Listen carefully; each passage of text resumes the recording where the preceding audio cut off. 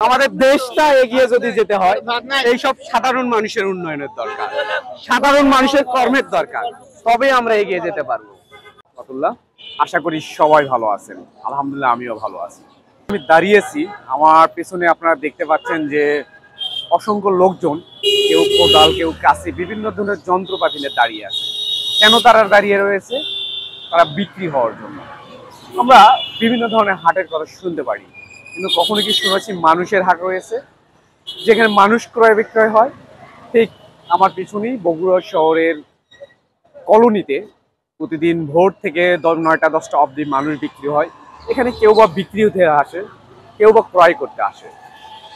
বগুড়া জেলা সহ আশেপাশের জেলা থেকে বিভিন্ন লোকজন এখানে আসে শুধুমাত্র কর্মের সন্ধানে, যে যাদের মূল উদ্দেশ্য থাকে তারা বিভিন্ন জায়গায় বিক্রি হবে। এখানে সিস্টেমেটিক হচ্ছে যে তারা আসে বিক্রি হবে এবং অন্যরা এসে কিনে নিয়ে যাবে তাদের বাড়িতে বা সংশ্লিষ্ট জায়গায় কাজে লাগাবে।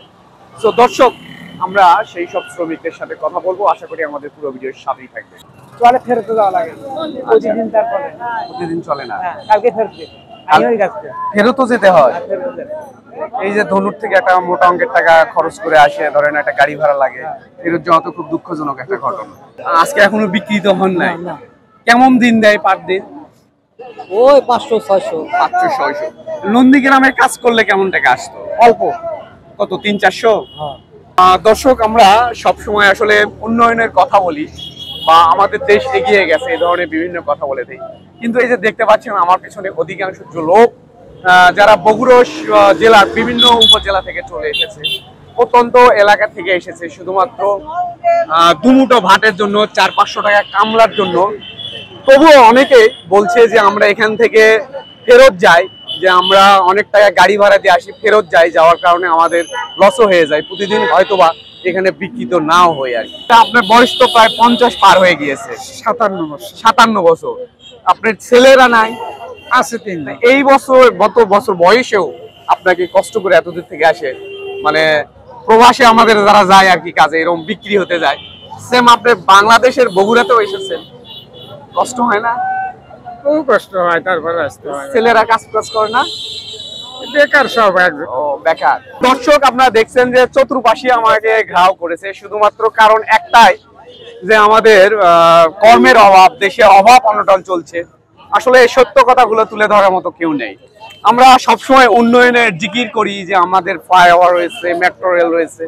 অ্যাকচুয়ালি আমার চতুর্পাশে দেখতে পাচ্ছেন অসংখ্য লোকজন, তারা এসেছে দুর্দান্ত কর্মের জন্য, কিন্তু কর্ম নেই। অনেককে ফেরত যেতে হবে, অনেকে হয়তো বা পাবেও। নিজ গ্রাম বা এলাকায় দেখা যায় 200 টাকা 300 টাকায় কামলা দিতে হয়। এখানে শহরে এসেছে যে যারা 500 বা 600 টাকায় এখানে কাজ করতে পারবে, যে কারণে তারা এখানে এসেছে। এই যে আপনার বয়স অনেক হয়ে গেছে, তারপরও আসছেন। ছেলে মেয়ে নাই আপনার? আছে। তারা কি লেখাপড়া করে? এখনো লেখাপড়া করে? মাশাআল্লাহ, খুব ভালো লাগলো। যাই হোক, প্রতিদিনই কি এখানে আসেন? প্রতিদিন আসি। কেমন টাকা রোজ হয় দিনে? 500-550। চাচা, আপনি আসছেন? আচ্ছি বা। কোথায় থেকে আসছেন? ওই বাগবাড়ি থেকে। আজকে এখনো পর্যন্ত কেউ কাজের জন্য ডাকে নাই? না বা, এখনো কাজ নাই। কাজ করাই দিলে কাজ নাই। গ্রামতেও কাজ, এখানেও কাজ নাই। এই অবস্থা আমাদের এখন জীবন যাপন চলছে, কাজ নেই। দেখতেছেন সবাই হাহাকার অবস্থা। আপনি যদি আমার পেছনে ডানে বামে দেখেন, সবার অবস্থা নাজিব। এই যে দর্শক দেখছেন আপনারা, এগুলো মূলত কাজের জন্য চলে এসেছে।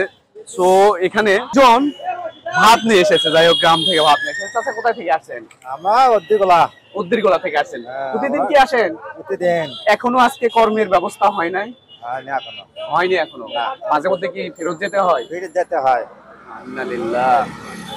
ফজর অবধি এখানে চলে এসেছে, 9টা 10টা 11টা পর্যন্ত থাকবে। শুধুমাত্র বসে আছে যে কখন আসবে আমাকে নিতে, কখন কাজের জন্য আসবে। গ্রামে কাজ নেই, শহরে এসেছে, এখানেও কাজ নেই। এই হচ্ছে দেশের বাস্তব চিত্র।